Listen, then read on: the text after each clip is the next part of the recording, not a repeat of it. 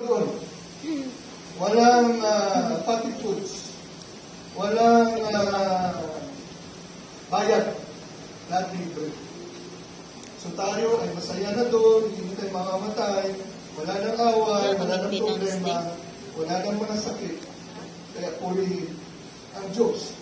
Ito po ang verse, the last verse, in Revelation 19. Sahin po natin. And I said unto me, Right. Blessed are they which are called unto the marriage supper of the Lamb.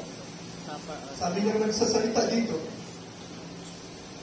Mapalad o pinagpala ang tinawag sa kasalan sa hapunan ng Kordero.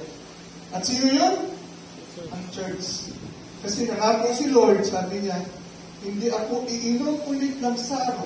I will not partake the fruit of the vine until it find fulfillment. Amen? Amen? So the Lord is waiting for us. He will meet us in the air. Amen. And we will be with the Lord forever. Amen? So yung parable of 10 virgins, that's how you divide the word of God into truth. Para lang yun sa Israel, para pag-alis natin, babasahin nila yan ng mainam at maniniwala sila sa Panginoong Jesus. Pero ang pinapaniwala nila ngayon, yung Antichrist, yung Messiah nila na darating. So, purihin ang Diyos, kapatid. This is the encouragement of the Word of God. We will be with the Lord forever. Hindi lang tayo ni Lord sa ganitong generation. No. Hindi tayo aksidente dito. God put us here because He knows we are overcomers. We are more than conquerors in Christ. Amen. We will conquer everything according to the Word.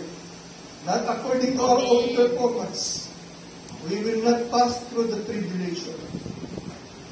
Amen? Hindi. Kasi dyan pa lang sa